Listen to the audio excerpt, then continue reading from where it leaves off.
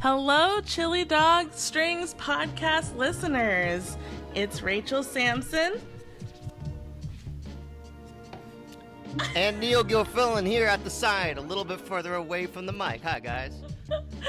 And today we are here in the new year, 2019, with our friend Sasha Ono.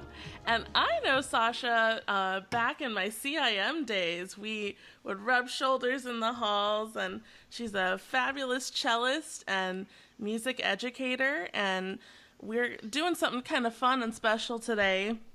She actually reached out to me for an interview, and I was like, oh my gosh, it would be so great to have you back on our podcast as we kick it off into the new year. So that is what we're doing today, and I'm going to turn it over to Sasha. Welcome, Sasha. Hey! And go ahead and let our listeners know what you want them to know about you. Yeah, so I am a cellist, as Rachel said, and we met at CIM, and I was really performance driven, and I really thought that performance was going to be my whole life. And somewhere along the way, I really found teaching to be so rewarding, and I just loved working with students and figuring out, how they think and how to work with them. So I also pursued a degree in music education, and I started teaching in a public school. I had somewhere around 250 students. So teaching, chamber orchestras, high school groups, elementary school groups. It was super, super fun. I learned conducting. I had to somehow learn how to play the violin and the viola and the bass, and it was a real journey. And now I'm doing more freelance work, and I'm a teaching artist for a youth orchestra in the city. So yeah. That's a pretty tremendous resume. I'm super impressed, and it's I think the coolest thing is when people have had an opportunity to try things, or not in the mentality of trying things, but they've had the experience of doing many different jobs, even if ultimately, at the end of the day, they didn't end up there permanently. There's so much you can learn, and the skills required for all of the things that you've mentioned, it's the real deal, So it's I was watching the Ellen DeGeneres relatable Netflix special. What was it, yesterday or the day before? And she was like, I think everyone should have some experience being wait staff, and so not equivocating being a music educator to being wait staff, but see, I'm digging myself a hole here. No, I totally get that. But it's just you have no idea what it takes until you're in it. And, actually, when I was in college and my undergrad, I finished up at SUNY Purchase, and there was this senior home that was next door, and I ended up working there, and it was great because they kind of let me do whatever I want. It's called an engaged life instructor, so I could create activities for the residents there. Nice. And some of them were music related, but they also had me do exercise classes for senior citizens, and I did some wait staff and concierge stuff, and it was really the most valuable part of my education, because these senior citizens, they really took me in and as their grandchild, and they really had no filter in telling me how to improve. Oh, that's awesome. Yeah. The raw. Yeah. It's getting, teaching feedback on the daily. I'd go through a lesson with them. I use these things called boom whackers. I don't know if you're familiar. They're these hollow colored tubes that you hit, and each of them are pitched. Totally. So yeah, I got some really, really valuable feedback from that job in such an unexpected way. Oh gosh, that's great. I think kind of like what we were talking about before we officially started the interview, it's one of the smartest things that I think that young people, really anyone, but young people especially, can do is just learn from other people's experiences. And I think maybe it's heavily steeped in many Asian cultures, but just respecting your elders. And, the day that I discovered, it's not just because there's a rule I'm supposed to follow, it's because there's real wisdom in it. Like, respecting your elders isn't just about going through the motions of respecting them. It's about learning from them and taking that experience and enriching your own life with it. And I think that's super smart. And I think that is, in a nutshell, what you're doing here. Maybe not necessarily with elders, but just like gleaning as much as you can from everyone's experience. And I think that's really, really cool. So. Yeah, I don't know if I mentioned it on the podcast yet, but I'm starting this interview series where basically so many of my friends are doing such interesting work, and your Chili Dog String Studio is so amazing, and I just wanted to learn from you and ask you about it, and yeah. Totally. We're an open book, so anything you want to know, and you send me all these awesome questions, I can't wait to answer them, so we can dive right in whenever you want. Yeah. So, I guess when you're young, you kind of think that you're going to follow this straight path to where you want to go. But the more you kind of ask, and then you have this idea that other people are following a straight path if you start to like follow this kind of curved path to who knows where. So I'm just kind of curious, what inspired you to pursue a musical career?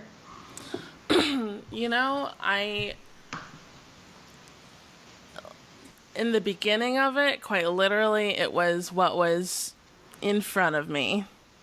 I did very well in school, and I, for a while, was in a couple sports, and that was really fun, and I was doing this music thing. Actually, music was something that I always loved, and my mom always wanted me to love it, and I had a hard time kind of taking to the violin originally, just through circumstances, but my mom, I can't tell if it was like she declared, like, this is something you will have, and she just waited until I was ready, or if she saw in me, I should ask her about that, if she saw in me, like, this girl really has music in her, and I need to figure out a way to help her express it. But either way, once I started it, it was like just true love. You know how it is when you play, and it's just like you have the opportunity to express yourself in a way that you just couldn't possibly do in any other form or fashion like that. And there's just something very like spiritually fulfilling about that as well. So I did that for a while. A few years in from my violin studies, I went to my first quartet concert, and I was like, OMG, what is that instrument on the outside there? I have to play that, the sweet, beautiful tones of the viola. So, I studied both for a while, and then I switched, and then got recruited for the Cleveland Institute of Music Young Artist Program. So it was kind of like, I loved it, and I was just doing what I do, and then it kind of just unfolded, and I think that doesn't last forever, though. The unfolding part of it, a lot of it has to be forged, and kind of like you got to get your weed whacker out or your machete and like cut that stuff down, So I would say that happened for me after I graduated from my undergrad. It was kind of like, okay, well, what do I do now? Do I really, where am I going? I would say I experienced a lot of burnout because I think I just was so accustomed to reacting to my path unfolding that when it stopped unfolding for me, I really had no idea what was going on. That and like life choices, right? College is a weird time of growth and discovery, and I made some interesting choices, and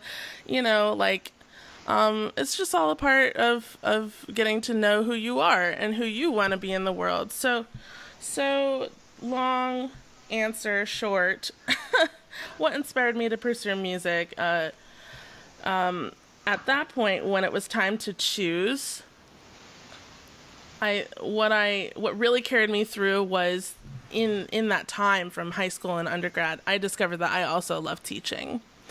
So I started teaching when I was a junior in high school because my life was rich with information. I was getting incredible instruction from the Cavani Quartet, all of my orchestral experiences at Severance Hall, the amazing instructors that I had at CIM, Stan Konopka, Jeff Irvine, and then just, all these other people that you meet in the periphery of your daily life there.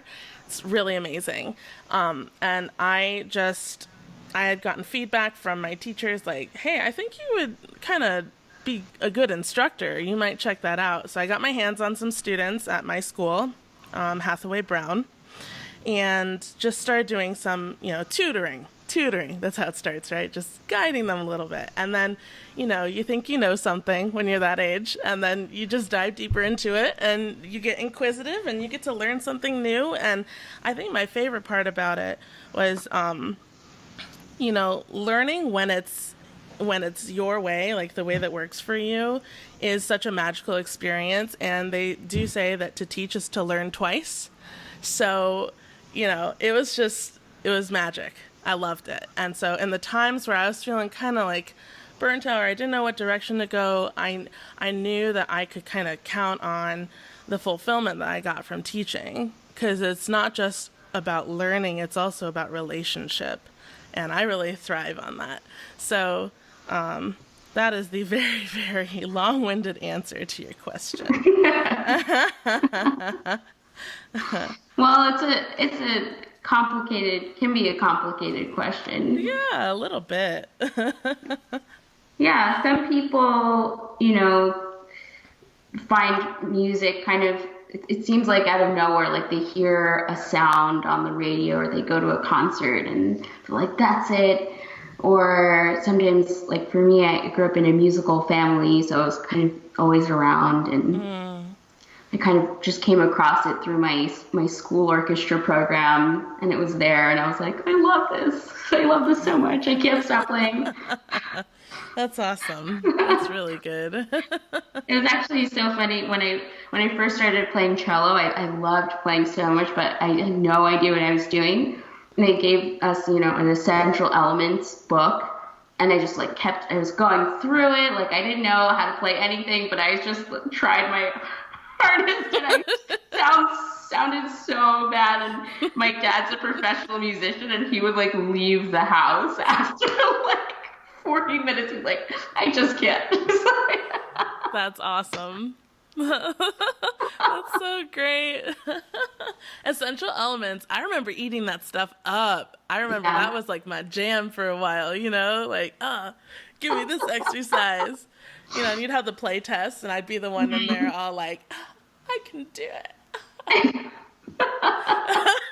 So ridiculous. So ridiculous. I know. And I loved all the little kind of familiar snippets of songs, of melodies that they would put in there. I loved that. I was like, yes, I can play Swan Lake now. I know, right? I was so impressed how Buffalo Gals could really just make my day. Yeah, for sure. That's great. So how did you get into the Suzuki method? Well, I was a Suzuki kid when it finally took. I started when I was 11, almost turning 12, I think. Yeah, somewhere in there. Yeah. And it was a really great experience going through that with my mom. And I could see how it bolstered our relationship. There was just a closeness, a way that, things were being done that only she could understand, because she was the one walking with me on that part of the journey. And and we fought like cats and dogs too. So make no mistake, it was not just like a perfect, peaceful experience, but it was just extremely gratifying. And that hunger for learning I was talking about, that really was facilitated extremely well with the dynamic I had with my teacher and my mom and me. So I just kind of like zipped through, and from there, you know, all those things I already described happened, and CIM happens to have a really great Suzuki training program. So when I started getting that feedback, like, hey, I think, you know, you might take to being an instructor, check this out. I reached out to Kimberly Meyer-Sims, who's the director of the Sato Suzuki program over there, and she was so generous, so gracious, and she would just let me come observe whenever I was available, and I could like ask her questions and pick her brain. That was probably really fun for her now that I think back on it. Like, if there was some inquisitive mind that wanted to come observe what I was doing and ask me questions, not that I'm a teacher trainer, but, you know, I'd be like, oh, sure, yeah, let's do this. Let's talk about it. It's a good time. So that's how it went. And then, you know, for senior projects, I tried my hand at writing what I thought would be a good first instructional book for someone learning to play viola. I think I titled it something ridiculous like Being the Valuable Violist, as if I could cover it all in like, you know, 4 chapters of some method book or something. And it was me totally reinventing the wheel, like, this is how you would approach this string with these fingers. But you know what? I look back on that and I really cherish, I still have it somewhere in my memories collection. I really cherish it because it was just me exploring how much I really wanted to get into it, right? Because those are the nuts and bolts that you have to deal with, and I was like totally lit up about it. So, okay, all right. Once I got into undergrad, you know, it was like you need a pedagogy, you have pedagogy requirements. So it was only natural that I go and do that. And that program was so amazing at CIM because you can get trained in all 10 books and get all your practicum and all that in the course of like 2 years. And that's what I did. And that is such a rare opportunity. And it was all taken care of with my tuition. And like, that was such a huge blessing, you know? So that's the short of it. And since then I've just been rolling with it. And, oh my gosh, we could talk all day probably about what does it mean or what's the experience like of a young Suzuki teacher today, you know, when you're removed so many generations from the original, like what does that look like? But we won't do that right now, I guess. But yeah, hopefully that answers your question. I'm going to work on being more concise in these answers. No, I love it. So then how did you get kind of from there to starting Chili Dog Strings with Neil? So when I met Neil, he was he was on his own music education teaching journey. I know that you've seen his videos, and he really is amazing at putting those out, and he does a great job of capturing his teaching.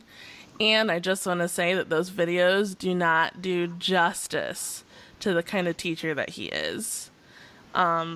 He is a total natural teacher, and he also is very effective, I think, in my humble opinion. And so anyway, that being said, he was a natural teacher who, from what I've heard from him, was trying to understand how he could possibly do what he loves to do, which is teach and make it in this world. For him, he was under the impression for a long time, or the narrative that he had surrounding him was that, you know, you can't make it as a teacher. You will always have to freelance as an orchestral musician on the side, or like go play weddings a lot and la la la la la, or be an orchestra director too, or, you know, and there's nothing wrong with all those things if those are the things that you love to do. But when you're doing something that requires the kind of creative juice that what we do does, you've got to love it. It has to bring you joy. Otherwise, it doesn't work, you know? And so he was figuring that out. And he had just moved from Texas, where he was, dabbling in being an orchestra director. And he kind of hit the reset button and was like, you know what, I'm going to try something different. Came to Michigan, was working in a coffee shop and teaching. And where we met was actually at Shar Music. We were working retail together in the showroom, which was super fun. It was really, really fun. Yeah, I didn't know where our relationship would be, but just as a good friend, I was like, man, the way that guy works the register, I don't know about that, but man, he sure is good with the customers. Like yeah, sorry. I'm totally tattling on him. The way we would have to close the showroom at night, we always got yelled at the next day because there was always something wrong. I was the worst at that.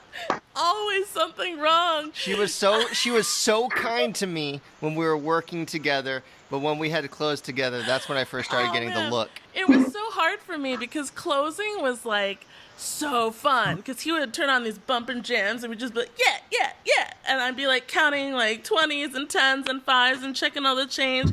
And who knows what he's over there doing, and I'd try and like cover his tracks for him. It didn't really work very well. But yeah, he was a ton of fun. And so, as we became friends and then later got into a relationship, and I got to see his roommate was also a cellist who was teaching his students. So they did a lot together. And I was looking at that and, things are cooking in my brain like, oh, well, I want to have a teaching partner, and eventually it's going to be me and him.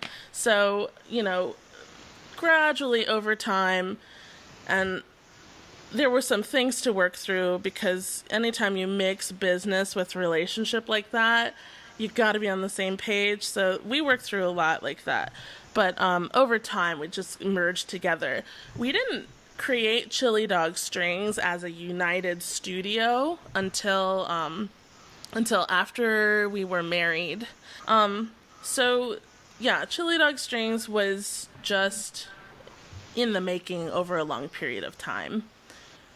Yeah. That's such a beautiful story of how it all came together. And it's also a beautiful representation of what we were talking about, the musician's path and how it takes many twists and turns. Mm-hmm. And before I got that job at Char, I worked one day in a Chinese restaurant, and I was like, I cannot. But I did fulfill the Ellen DeGeneres request that everyone be waitstaff at some point in time. So I counted. I know it. Oh, there's Chili. Say hey, Chili. Hi. Say hi. Yeah. Ooh. Girl's breath stinks. What is that? What's that line? Ooh, girl, your breath is harsh. What's that? No. Okay, I'll look it up later. Okay. I love you, Chili. I'm sorry. Oh, when did you get Chili? So Chili, we got, it was like 2 months before we got married. My mom got this breed of dog for Labor Day that year. She was so hilarious. She got us together as a family at a Panera Bread, and we're sitting outside, and she had this dark look on her face, and she was like, I have something to tell you. I was like, oh God, what is it? Tell me. She's like, I think I've decided to get a dog. And she's showing me pictures and all this stuff, and she's showing me, and I'm just sitting there like, why are we still here? Let's go get this dog. So we totally drove like 4 hours and interrupted this breeder's family function to go get her dog. It wasn't quite what I intended, but it was pretty great. And in meeting this dog, it was like, this is an incredible dog. If this is what having a dog is like, I want one too. So that was our wedding present that we requested. We were like, oh, please help us. We'll split the cost with you. And yeah. And, I'm just going to do my own PSA because everyone else does one, and I think it's great. everyone lives their own truth. When it comes to dogs, I know there are a lot of people that say don't shop, adopt, or adopt, don't shop. And what I'll say about that is that's totally great in certain situations. When you have a lot of people and their children coming in and out of your home every week, I don't want any gambles on that dog's history when they're interacting with your children. And so for us, that was just the best decision. So I hope if anyone's listening to this that preaches a lot of adopt, don't shop, I totally respect your truth, and that's awesome. And I hope that you can hear what I have to say about it and respect it too, because I think it's very legit. Not every rescue dog works well with, strangers' children in your house. So anyway, I just wanted to say that. Cool. So what else you got for me? Fire away. All right.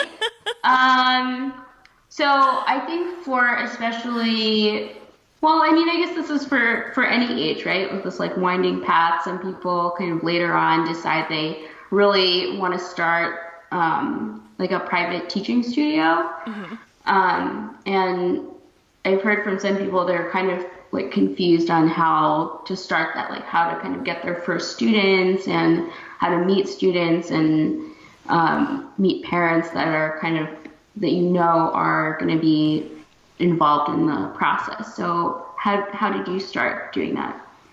Well, I guess it was very natural because when I started teaching, I was still a student. So I was around students who were learning and probably wanted some tutoring. And then that evolved into people who would, reach out to CIM and say, hey, I don't really know if I want to commit to the preparatory life, but do you know anyone who wants to teach like that? And then my orchestra director had my back and so referrals. Okay, here, concise. So referrals is the biggest way that you can go. So if someone knows how you play or how you teach or how you are with people or kids, that's always a plus.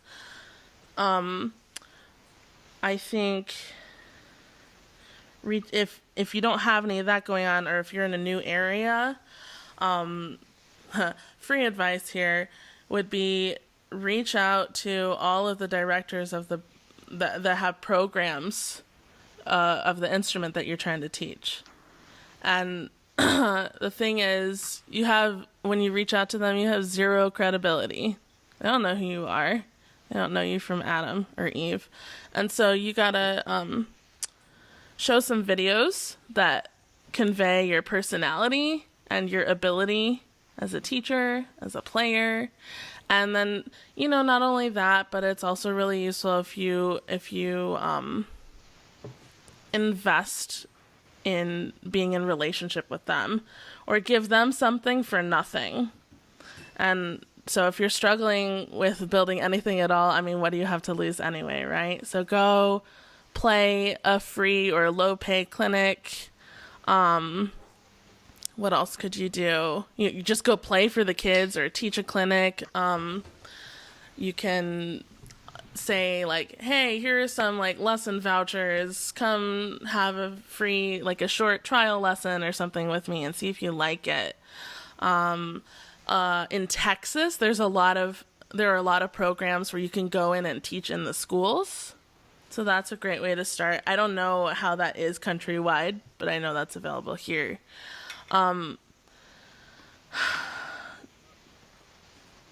It's a process. You just have to try things out, try getting on teaching lists. Like if there are local shops, go and get on their teaching lists. And then the rest of it is like, don't give up. It just takes time. It takes time. Mm-hmm. Are there any specific questions about that? Yeah. Also, like teachers start to notice if one of their students is really improving. So kind of your reputation as a teacher comes through some of your students sometimes. Like I noticed that once I started teaching a student who went to a certain district, like I started getting more referrals from that school just kind of by word of mouth. Like the parent would be like, oh, okay, let's just like, parents talk to each other. Oh, my kid's also looking for lessons. Like, who's your teacher and that kind of thing. Absolutely. And the other thing is, guys, your students have friends. Your students have friends, and they all like to play together. So one of the things that we've experimented with a little bit, I haven't done a whole lot of it, and you'd have to look for yourself and see if this works for you personally, because it can be a little bit of an administrative but you can do things like, hey, like recruitment special. If you recruit a family into my studio that's retained for the year, I'll give you X number of free lessons, or, something like that. I've had that work out nicely with a few families. So, just get creative with it. There are so many good ideas that none of us have thought of yet. So just try things out. Some of them will fail. Some of them will be great, I'm sure, like that. Yeah. And then, oh, sorry, go ahead. No, you go ahead.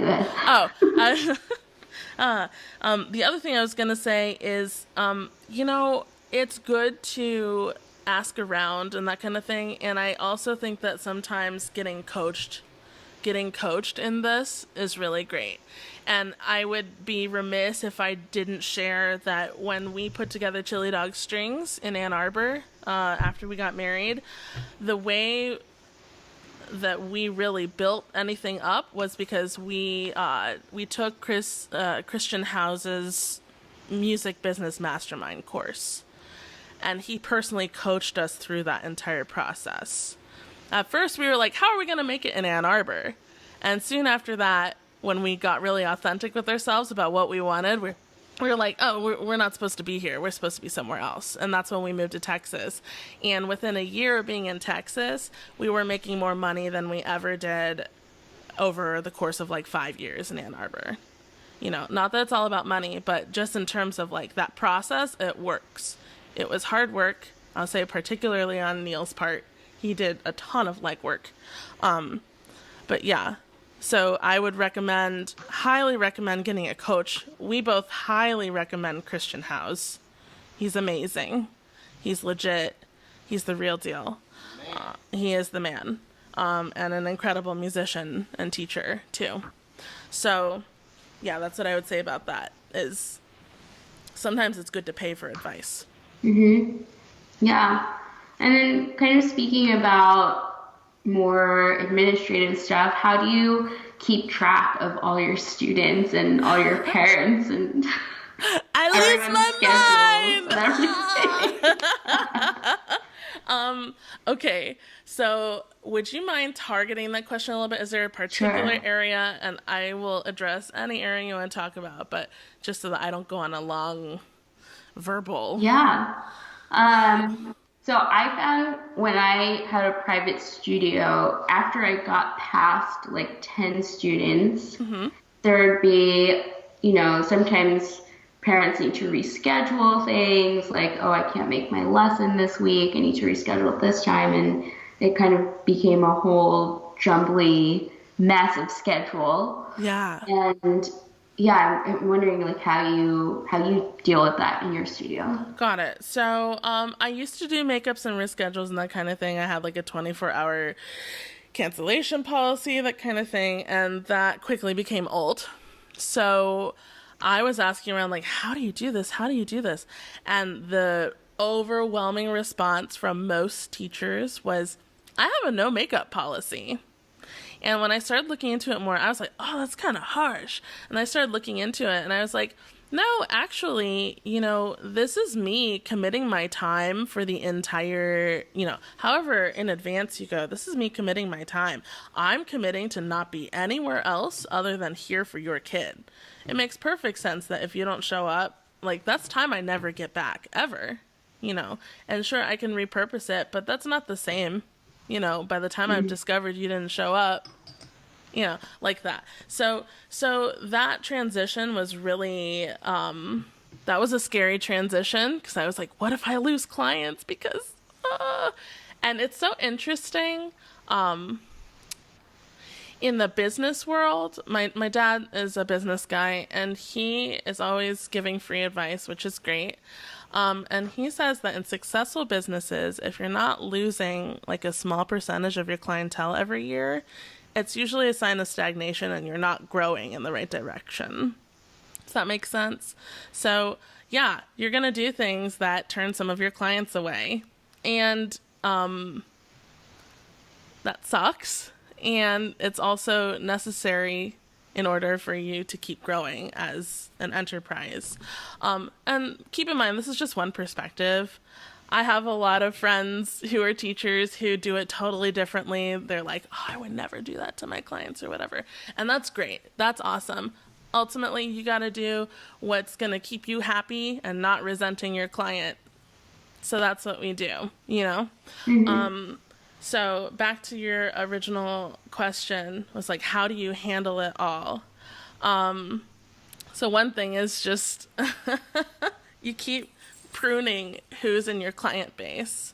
But administratively speaking, you know, you can keep a directory. I use a program called Acuity Scheduling, and that just logs all of my clients in there. So they, I can see who's scheduling. I can see they've got their payment information. Not that I can see the details of it, but it's run through Square, you know, so everything is being collected and billed, and they can go in there and do whatever scheduling they need to do. And that's really worked out well for us. I don't know. What else do you want to know? Yeah, that's really, I feel like that's really valuable to have out there, kind of just like what nuts and bolts of having a studio are. Going back to, I think we were talking about this before we officially started recording, but when you first start, sometimes it just feels like I was making all my materials from scratch, like all the time. You know, it's like, okay, there are scale books out there that I could, you know, be working off of, and it's nice to hear what you've been doing. But one of the things you were talking about was not becoming stagnant, and I think that's so important for teachers, and sometimes it's really hard because it's easy to get kind of comfortable in something that feels like it works. But I also feel like that leads kind of to a path of burnout because you kind of lose some inspiration and motivation. So I know that you guys don't strictly do like only classical music, which I love all the kind of fun repertoire and different ways that you incorporate technology into the lessons. So can you talk a little bit about, you know, how you guys decided to do things like the Twinkle Arcade and that kind of stuff?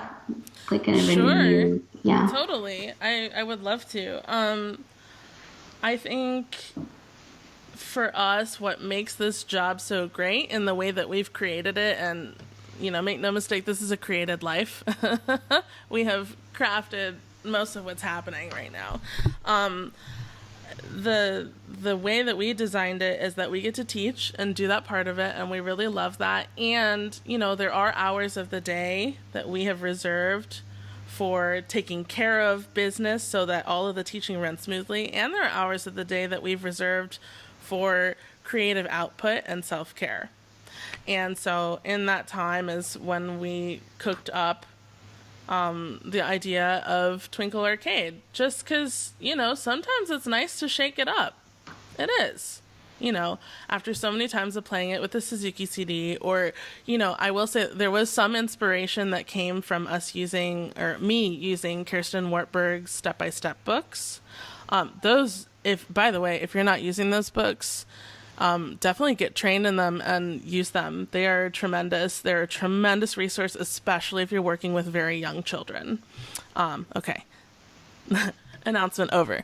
But that was an inspiration for us to be like, oh, well, you know, why don't we take the songs that we're using the most in Pre-Twinkle, and this is an album that they can use to have fun, and it's a celebration of them really getting a handle on all that material. I mean, that's such a huge milestone, you know, in the foundation of a young musician. So and Neil just, he's always researching and exploring and discovering and creating.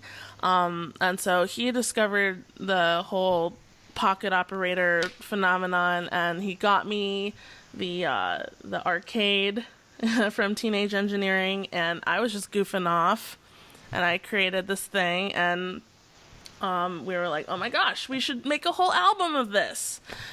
Because the other thing is, as teachers, sometimes it's nice to make money without trading in your hours for it. So we've been looking at what can we do to create income where we have already put in the work for it and we don't have to continue doing that, you know?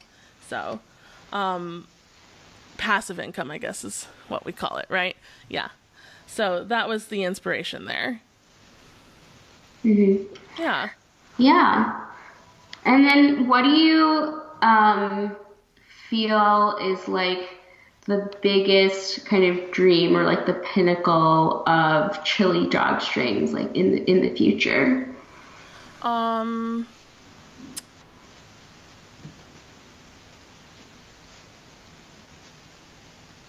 I think it's a couple different things. I think that it's comprised of us as the two teachers. I think it's kind of modeled after what's important to us. So, you know, the joy of making music and all different types of music, and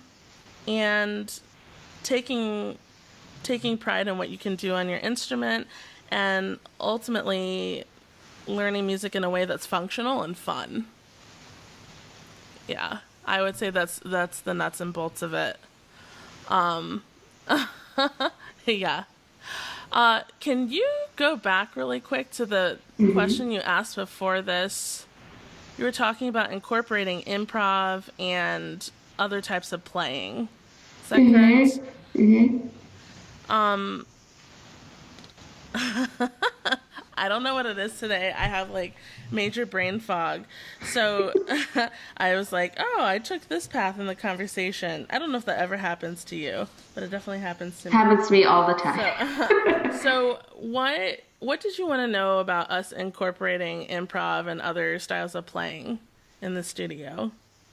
Is that something that happened just kind of really naturally to add to the pedagogy? Because I know sometimes when you're studying in one school of teaching, and it seems like everything's kind of been laid out in a very particular way.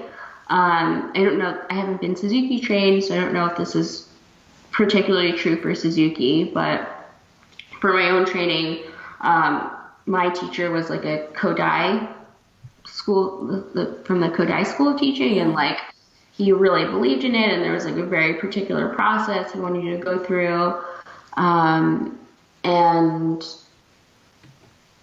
incorporating more contemporary music was not really a part of what was taught.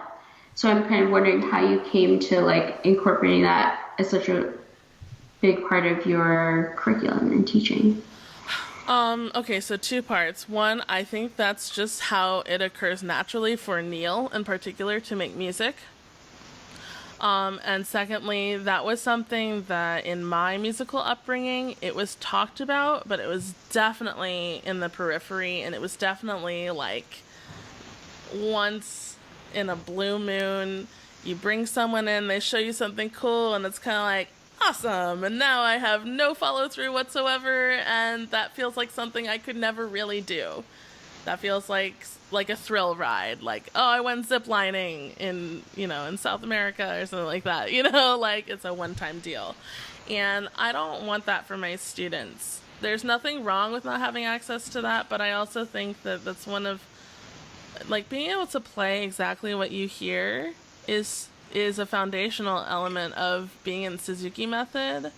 And I think it's awesome what they've done with the repertoire and the way that Suzuki ordered the pieces in the method and everything. And I also think that if you take that concept and you just apply it like practically, to contemporary musical phenomena, I think that kids should be able to play whatever the heck they want. they should have access to that. And sometimes that's going to look like not playing Western classical music. It's something that I'm very uncomfortable with, quite honestly, and I don't want that for them. It's like that. So that's something that I'm trying to create, and I'm trying to learn alongside them too, because I do want it to be modeled for them. And I do want them to know that it's okay to feel unsure, and it's okay to even feel like afraid of making music, but the discovery is really great, and ultimately the reward is just, it's so worth the cost of a little bit of fear. So that's why. Yeah, I think a lot of adult classical musicians really wish they could go into that whole process of learning to improvise and learning to play like more contemporary music. So I think it's really awesome you're doing that with your students, and it makes me want to be your student. I want to join. Oh, that's so great. Starting from the beginning. Well, I will say, so much of this, sometimes I wonder if Chris Howes ever hears us talk about how impactful he's been for us, and he's like coming on a little strong, guys. But it's like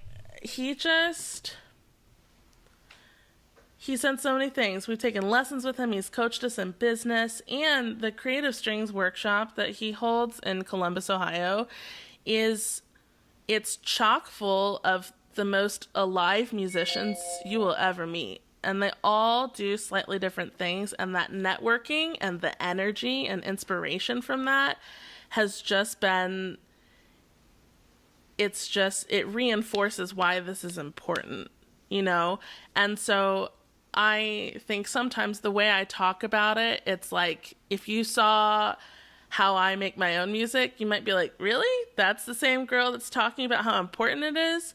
But for me, when I see that and I experience it, I'm like, oh my gosh, everyone deserves to have this level of self-expression, So, yeah, I would say if hearing me talk about it makes you want to be my student, I would say you should go to Columbus. You would have a great time, and we'll be there. Oh yeah, and there's also the one in Dallas too, which is, Chris is trying to travel around and do mini versions of what his workshop in Columbus is. So we're hosting one in Dallas, which is great. Few other places around the world too. Off the top of my head, I think there's Toronto. Is there somewhere in Switzerland? One in the UK. Yeah, he's building and creating things all the time too, which is awesome. Yeah, so thanks for letting me revisit that question. I wanted to make sure I covered it because yeah, that's really awesome. Yeah. Well, I could probably talk to you forever. I mean, you guys don't know this, but I basically wrote out multiple pages of questions. So much. Really tough straight. We can do a part 2 sometime. Yeah, we can do a part 2 if you want sometime. I would be happy to. Was there any other tidbits you wanted to include that you didn't get to? Oh, I mean, you wrote so many thoughtful questions, and I was really happy to share about all of them.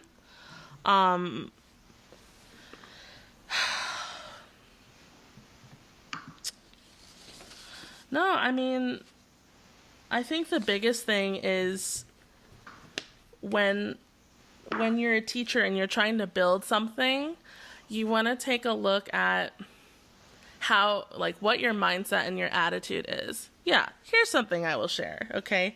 Do you currently have any self-care routines that you can share? I was going to go down the whole path of talking about how Neil and I have turned into #musicians who lift, and that's been super fun, and I'd love to talk to you more about that sometime. And I was going to talk to you about how as you age, it's really, really important to listen to your body and maybe even consider getting regular massages or, things like that. But what I really want to talk about is how far your attitude can carry you. So if you listen to this next section and you roll your eyes and you think I sound preachy, that's okay. But what I will say is that if you take with you an attitude of gratitude and humility, and look for the areas in your life where, there's integrity missing, if you do those things, you will be so happy and you will grow tremendously all the time. That attitude takes you through so many spaces and gives you access to so many experiences. Being grateful for everything that you have and not letting your pride get in the way. And then just looking for, where can I do things better? What are the things that I said I would do, and am I doing them when I said I would do them? And am I doing the things that I know I'm supposed to do? That'll take you super duper far. But yeah, our journey's been so magical because every season we get together and we just we look at, okay, what was great about what just happened? What do we want to keep and what do we want to toss? And what vision do we have and how do we make that happen? And if you do that through every season of your life, it's going to be a really cool life. Yeah, so that's the last thing I want to share. Oh, that's so awesome. Yeah. Thanks so much for sharing everything. Absolutely. And I appreciate your inquisitiveness and your wanting to learn something from our life. I find that incredibly flattering. We just do what we do, and it's nice to know that people are inspired by it. And, I see what you're up to in New York, and you're just full of energy, and you are, goodness, you're doing so many amazing things. You're meeting a lot of great people, and I love that you just are picking from all the different trees. I think that's great. So great. So I'm excited to see where you go, and thanks so much for your time and for caring. Yeah, thanks so much for having me on your podcast. Oh yeah, for sure. This is great.